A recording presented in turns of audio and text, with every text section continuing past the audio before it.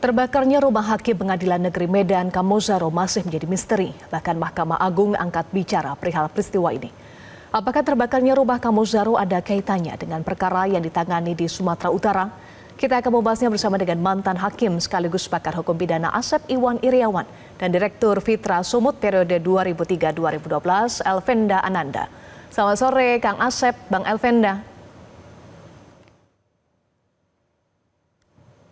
Baik, saya akan ke Bang Elvenda dulu. Bang Elvenda, peristiwa kebakaran rumah Kamozaro langsung disikapi oleh Mahkamah Agung.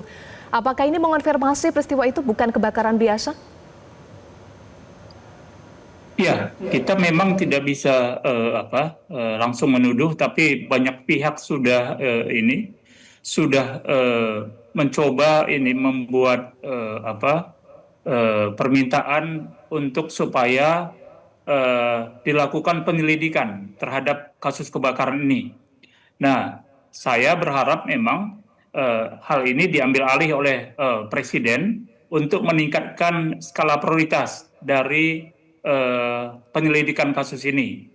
Nah, kalaupun ada pihak kepolisian yang sudah melakukan penyelidikan, kita harap Presiden memberikan semacam penguatan dengan melibatkan ahli dan juga akademisi dan tokoh masyarakat.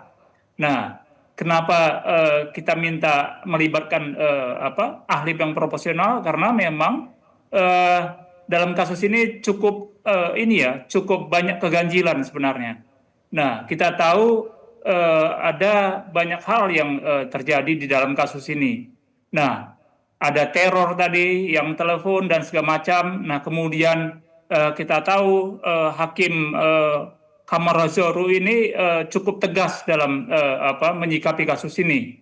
Nah, kita tahu persis misalnya dalam kasus ini terjadi pergeseran anggaran yang besarnya cukup signifikan untuk peningkatan jalan dari 669 miliar naik menjadi 1,36 triliun. Nah, dalam fakta persidangan disebutkan juga untuk komitmen fee 5% itu udah hal yang biasa. Nah, ini kan cukup memprihatinkan bagi kami masyarakat Sumatera Utara. Kenapa hal ini sudah menjadi hal yang biasa? Nah, ini harusnya memang diungkap seperti apa kasus-kasus yang memang sudah menjadi biasa ternyata praktik seperti ini. Nah, kemudian kenapa kami meminta melibatkan di luar kelompok profesional? Karena memang dalam kasus ini agak aneh ada seorang yang berpangkat anjun komisaris terlibat di dalam lingkaran orang yang ada di dalam pemberitaan di sini ternyata tidak diapa-apakan, tidak ada misalnya sanksi terhadap anjun komisaris ini. Nah, ini kan membuat masyarakat bertanya-tanya. Nah, kemudian dalam kasus ini juga tidak ada misalnya tindakan dari kejaksaan untuk menghadirkan sesuai dengan perintah Ketua Majelis Hakim. Nah, untuk melakukan pemanggilan terhadap gubernur dan juga untuk membuat disprindik baru terhadap kasus ini. Nah, ini yang membuat kita agak bertanya-tanya, ada apa sebenarnya dalam kasus ini? Nah, kami berharap Presiden Prabowo yang memang punya komitmen untuk menegakkan kasus korupsi dan kemudian menegakkan keadilan, kita berharap hadir di dalam kasus ini. Saya pikir itu yang penting di dalam kasus ini. Oke, Kang Asep, terkait sejumlah keanehan tadi yang diungkap oleh Bang Elvenda, termasuk soal pihak-pihak yang belum dihadirkan atas permintaan hakim, apakah bisa JPU menolak untuk menghadirkan pihak yang sebetulnya diminta oleh hakim? Ya, betul katakan oleh Bang Elvenda ya. Jadi kalau hakim memerintahkan itu perintah ya, terus ditaati siapapun karena perintah kan yang mengajukan perkara jaksa penuntut umum. Kalau hakim memerintahkan dihadirkan kan untuk kepentingan jaksa karena harus membuktikan. Satu itu. Kedua, kalau perkara gini itu ya berdasarkan data empiris ketika hakim dilempar telur busuk, digunting sampai hakim dibunuh, pasti berkaitan dengan tugas hakim. Tugas hakim itu memeriksa ya, mengadili dan memutus ya. Kita ingat dari beberapa paling gampang lah hakim yang dibunuh itu ya, bapak saya Pak Sapyudin ya, itu kan berkaitan dengan perkara ya. Ketika hakim menangani perkara, ada orang-orang tidak berkenan, tanda petik agak sakit hati, baik yang berperkara atau di luar perkara juga mungkin. Artinya untuk mengadu domba atau untuk meramaikan. Tapi intinya yang berkaitan dengan perkara itu pasti tidak mungkin hakim kalau tidak berkaitan dengan perkara ya tidak diganggu. Jadi berkaitan empiris tadi ya, jadi dari mulai hal-hal yang biasa sampai yang di pembunuhan itu terhadap hakim, itu pasti orang-orang pihak-pihak yang tidak berkenan dengan jalannya proses peradilan untuk mencapai kebenaran ya, mencapai keadilan. Nah, itu yang perlu ketika saya pikir ini kita percayakan pihak kepolisian, apalagi Kapolta Besa kebetulan adalah mahasiswa S3 saya gitu ya, Pak Calvin ini sama saya yang pinter, masa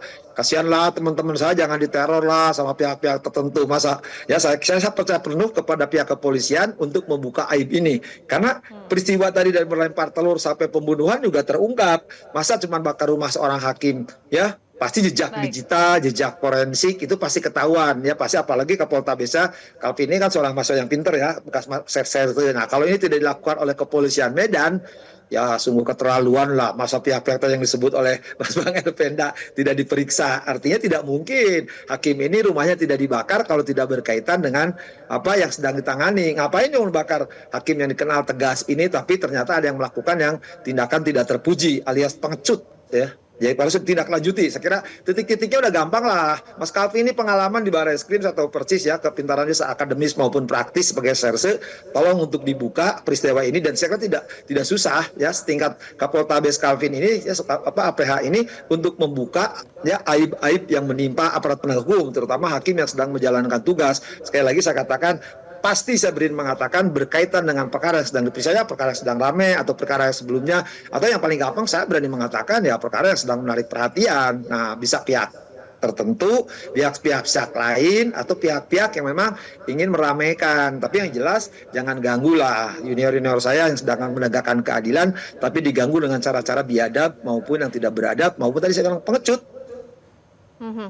Dari pengalaman Kang Asep sebagai mantan hakim, pernah mengalami teror yang berhubungan dengan perkara, Kang Asep?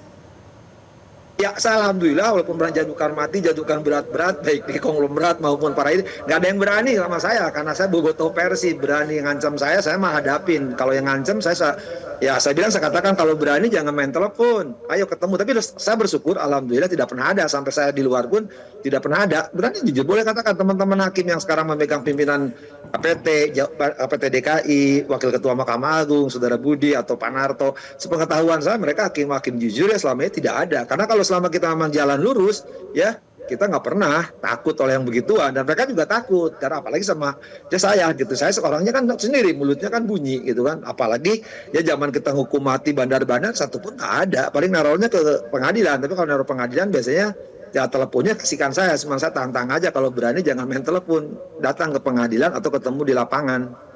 Baik, Bang Elvenda, peristiwa dugaan teror yang menimpa hakim atau penegak hukum di Sumatera Utara, khususnya di Medan, apakah sering terjadi?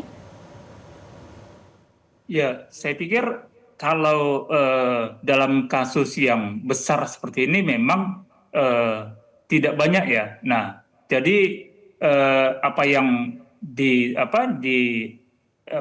yang terjadi di Sumut seperti ini untuk hakim memang yang besar memang ini ya, baru ini ya. Dibakar. Saya nggak punya catatan lain. Tetapi kalau dilihat dalam konteks di Sumatera Utara, hal-hal seperti ini ya tidak terlalu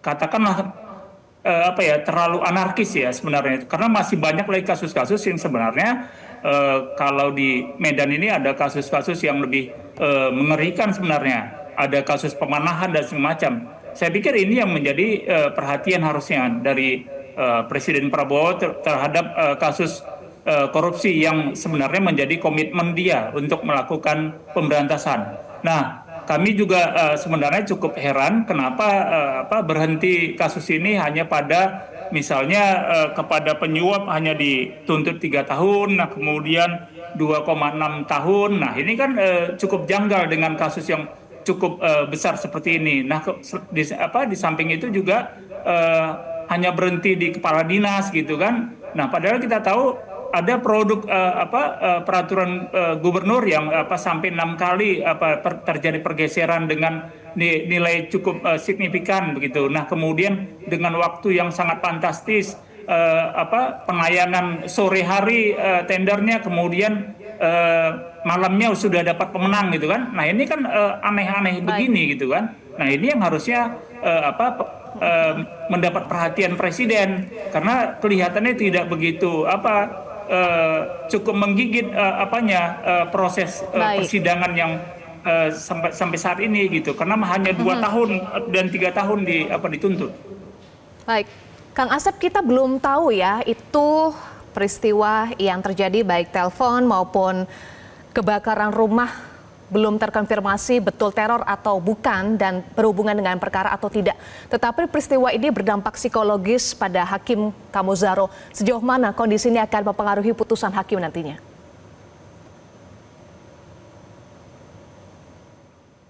Kang Asep, tolong di-unmute. Baik, makasih. Sekali lagi saya berani memastikan ini berkaitan dengan perkara. Nggak mungkin nggak tidak berkaitan dengan perkara. Cuman perkara yang mana memang harus kewajiban tadi penyidik harus menata. Atau tadi istilah Bang Effenda ya negara harus hadir. Nah, sekali lagi bagi hakim tidak pernah ya, sekali lagi suka mengatakan kalimatnya gini, teman-teman hakim suka mengatakan persetan dengan semua apapun ya, yang kami walaupun langit runtuh kami akan tegakkan. Hakim-hakim tipikor yang sedang menangani ini ya, saya pikir hakim-hakim yang sudah teruji, artinya hakim-hakim pilihan ya, yang saya yakin tidak akan terpengaruh oleh apapun juga ya. Jadi sekali lagi hakim akan memeriksa perkaranya, harus membuka seluas-luasnya. Ini tuh sebenarnya apa perkara tipikornya, berkaitan dengan pihak-pihak tertentu atau tidak. Itu dibuka, itu kewajiban JPU untuk membuktikan persidangan.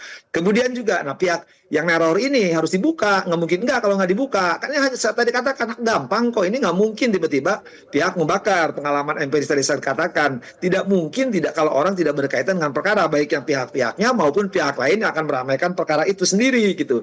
Nah, inilah kewajiban penegak hukum melakukan penyidikan ya, bahwa ini pasti ada jejak digital, ada jejak forensik yang tidak mungkin tidak mungkin selama ini hakim yang selalu baik dari tadi katakan di awal dari lempar telur buat sampai pembunuhan tuh pasti berkaitan dengan perkara. Bahkan di Medan pernah kejadian kan. Ya paling gampang sendiri tuh di lingkungannya. Dulu kan ada hakim yang dibunuh itu kan. Nah, pembunuhannya di Medan itu pernah kejadian di Medan kan, yang melibatkan istri dan beberapa keluarganya, artinya berkaitan dengan perkara. Nah, itu juga makanya kan paling gampang di Medan pernah ada kejadian itu yang menarik kan.